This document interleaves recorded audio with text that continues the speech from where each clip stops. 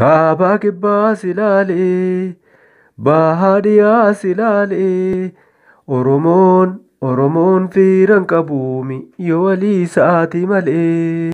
Deemi asii biyya abbaa kootii hormi irratti agurratti fincaa'uu maaltu na dhowwa? Isin irratti hagaan jirtanii?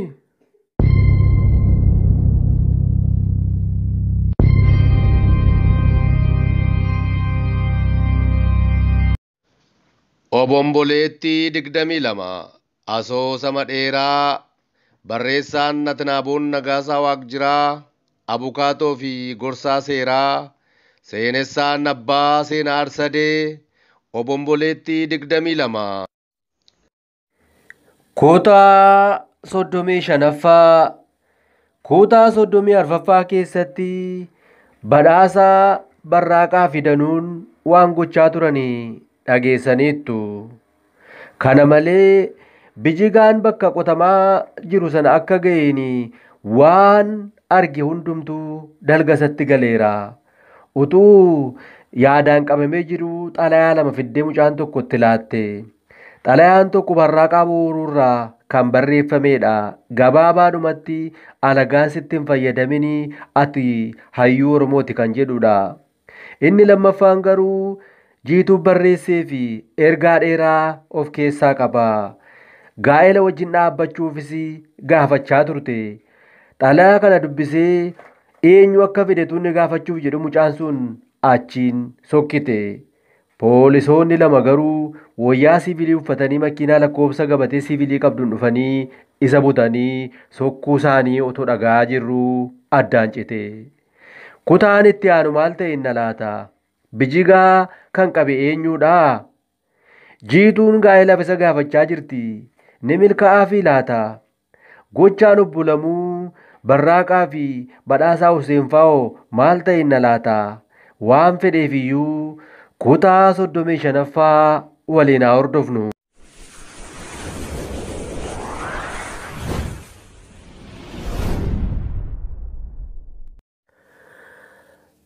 Xalayaa jiituun ergiteef dubbisee osoo hin xumurin hidhattoota lamaan qabame daddarbachaa konkolaataa lakkoofsa gabatee manaa qabdu tokko keessa buusanii fuudhanii sokkanii. Tolaan soba hin dubbadhu cubbuudha jedhee garaasaa irraa mana waajjira poolisiitti jecha kenneeni.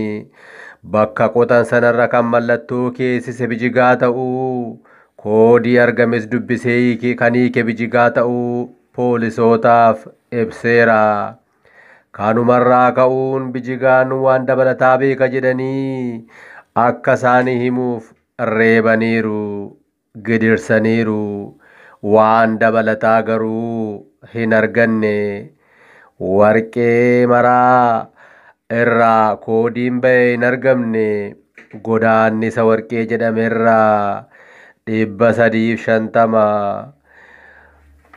waa laa muraa jaa'aa jaa kan jedhamu arganii. Kanas bijigaatti agarsiisanii. Bijigaanis masaraa Jimmaa Abbaa Jifaar kan agarsiisu ta'uu akka hin oollee fi lakkoofsi 350 jedhee irratti barreeffames fageenya inni Finfinnee irraa fagaatee argamu ibsuu ta'uu akka hin oolle shakkii qabu ibsee fi jarri yeroo hin balleessine konkolaataa keessa buufatanii imala eegalanii gara Jimmaa Abbaa Jifaaritti. Jarri isa qabanii konkolaataa keessa isa buusanii fuudhanii deeman kun afaan Sidaamaa dubbatu. Oromoon afaan Amaariffaatiin afaan Sidaamaa jedha gara baadiyyaa kanatti. Karaa hanga kana fagaatu hunda sirba afaan Sidaamaa kanaa fi Tigiree dhiichisaa oolanii. Hanga sarboo ga'anitti kan bijigaa waliin haasa'e hin jiru. Jiraachuu isaallee kan dagatan yookaan homaa tokko hin fidu jedhanii tuffatanii waan baay'ee isa biratti odeessaa oolanii. Sarboo yeroo ga'an garuu isa haasaa isaanii miti teeppii konkolaataallee inni jijjiiranii kaaseta jechuudha. Afaan Oromootti jijjiiranii isa waliinis haasa'uu eegalanii. Inni gama isaatiin waa'ee xalayoota lamaanii yaadaa oole. Masaraa Abbaa Jifaar ga'anii mallattoo dabalataa warqicharraa argataniin bakka shakkan qotuuf deemanii. Garuu kan nama dhibu qotameera, sanumaayyuu yeroo dhiyootti kan qotameedha. Atattamaan gabaasa godhanii Calanqoo, Aanolee, Holqa Soofumar, Dirree Sheekanaa Huseen akka eegamu ajaji darbe. Mootummaattis ta'e yidda naqfaatti dhimmi kun hibboo itti ta'e. Bijigaan akka gadi lakkifameen Barraaqaa booruu barbaaduu itti fufee.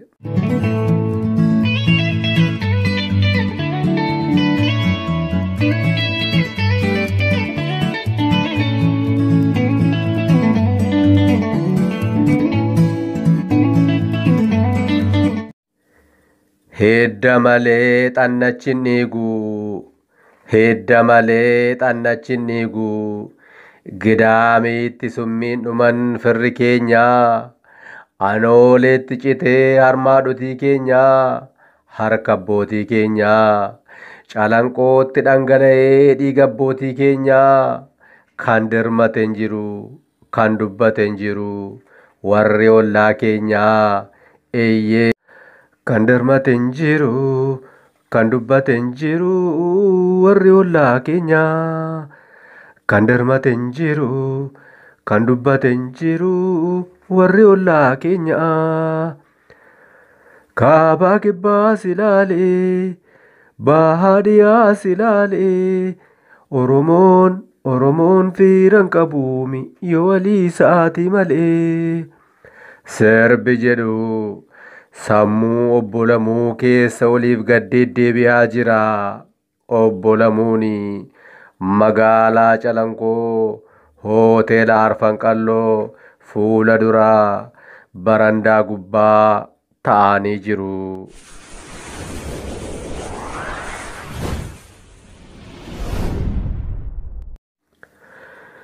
Magaalaa Calanqoo hoteela Arfanqalloo jala ta'anii jiru.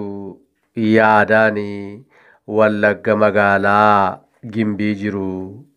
Mana jireenya isaanii ulaa gabaa maaliifuutti argamu yaadatanii humna mindaa barsiisaa tokkootiin kan ijaaramedha. Ollaa isaanii garuu baay'ee jaallatu. Hundumtuu sabboontota. Gaaf tokko mana isaanii irraa fagaatee ganda duwwaa 3 keessatti mana jiru bitachuuf namoonni dubbatanii. Obbo Lamuunis Naqamteetti waan jijjiiramii fi mana isaanii ni gurguratu dhaga'anii karaa dallaalaa Obbo Lamuu gaafatanii. Namoonni kun mana Obbo Lamuu deemanii. Namoonni bitachuuf dhufan kun filannoof jedhaniitu malee ganda duwwaa 3 keessaa mana ajaa'ibaa fi jabanaa ta'e argataniiru. Gatii manaas Obbo Lamuu gaafatanii. Obbo Lamuunis gatii mana isa duwwaa 3 keessatti argamee jedhamutti dachaa 3 ta'uutti himanii. Jarri bitanis ni ajaa'ibsiifatanii. Manni Obbo Lamuu mana dalgaa dhoqqeedhaan ijaaramedha. Kan duwwaa 3 keessa jiru garuu viillaa guddaadha. Gatiidhaan dachaa 3 kan caale garuu kan Obbo Lamuuti. Jarris maaliif akka ta'e Obbo Lamuu gaafatan. Obbo Lamuunis akkas jedhanii. Ani kanan gurguru mana koo qofa miti. Olloota koo warra gaarii fi sabboonoo waliini.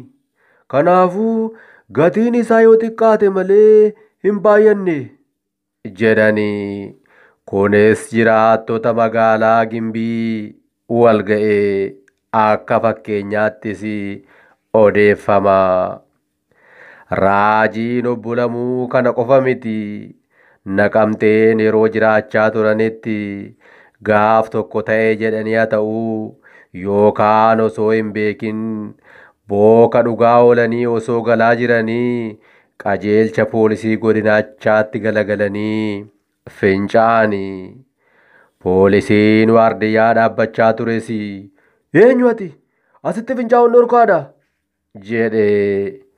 Obbo Lamuunis sagalee dhugaatiitiin bolaalee isaanii hidhachaa harka mirgaan quba agarsiistuun poolisachitti mirmirsaa deemi asii biyya abbaa kootii hormi irratti agurratti fincaa'uu maaltu na dhowwa isin irratti hagaan jirtanii jedhanii qajeelanii.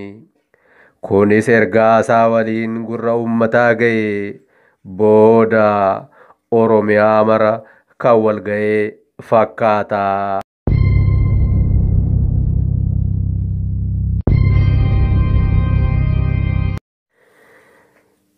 Yaada keessaa kan isaan deebise dargaggoota fuula isaanii dura dhaabbatanidha.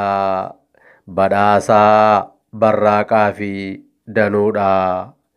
Mallattoo argataniin calanqoo bakka dhiigi abbootii keenyaa itti dhangala'e irraa meetira 30 fagaatee sibiila battee arganii kan koodiin wayii irratti barreeffame warqee waqeeta 1,000 waliin fidanii gara obbo Lamuu dhufanii. Koodiin Finfinnee Bataskaana Joorgisii naannoo siidaa Minilik biraa eegalee gara Jimmaatti isaan qajeelche. Jimmatti kan argame immoo dirree Sheekanaa Huseenitti qajeelche. Kan dirree Sheekanaa Huseen immoo Kumsaa Morodaatti isaan qajeelche. Kan Kumsaa Morodaatti argame immoo Holqa Soof Umaritti erge. Kan Holqa Soof Umar biraa argame immoo Calanqoo fi Aanooleetti erge. Hundumtuu osoo qaamni biraan hin dhaqqabin qotamee xumurameera. Kan adamsamaa ture hundi harka keenya galeera jedhan dargaggoonni.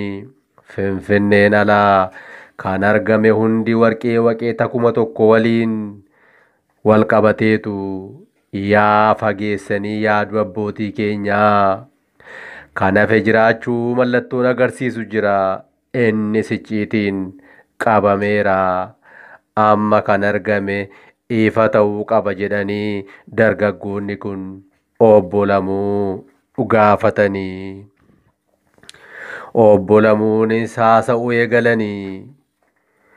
Erga abbootii keenyaa irraa nuuf darbaa jiru argaa jirtu. Sochii dargaggoonni Oromoo jalqaban jijjiirama guddaa fidaa jira. Obomboleetti ajaa'ibaati. Obomboleettiin Oromiyaa keessatti qilleensa'uu jalqabe kun dachee ijoollee kuush hunda ga'uuf yeroo hin fudhatu. Akka kanatti itti fufnaanii Afrikaa miti addunyaaf illee qoricha taatu. Kan Oromoo osoo ni dhibuu ilmaan kuush biraan illee nu waliin hiriiraa jiru. Kana labsuu fi icciitii argame simuu fi akka Oromiyaatti feestivaalii cimaan kibba Oromiyaa magaalaa Kofaleetti qophaa'a. Bakki kun icciitiin qabamuu qaba. Onaaleen Oromiyaa hundi karaa viidiyoo konfereensii yookaan pilaasmaadhaan akka hordofanii fi karaa obbo Raajii biyyaa saatalaayitiin ammayyaa beekamaan hojjetamee dhufeera. Raabsameeras. Abbootiin aangoowwanii Oromiyaa sadarkaa guddaa irra jiran irree hanga godaatti nu waliin kan hiriiraa jiran jiru. Yaada keenya deeggaraa jiru. Harka wayyaa jalaan nu gargaaraa fi waan icciitii nu dabarsaa jiru. Hundinuu waltumsinee icciitii nu darbu baruuf feestivaala kana fiixaan baasuu qabna. Akka addunyaatti feestivaala yeroo jalqabaatii fi namni miliyoona 60 ol ta'e hundi irratti argamu ta'a jennee yaadna. Kanas irraa har'arraa eegaltanii dargaggoo Oromoo maraa fi dabarsuu qabdu. Ana waliin hanga gaafa feestivaalii sana irratti wal agarruutti nagaatti naa tura. Dhimma kana qindeessuuf gara biyya alaan deema.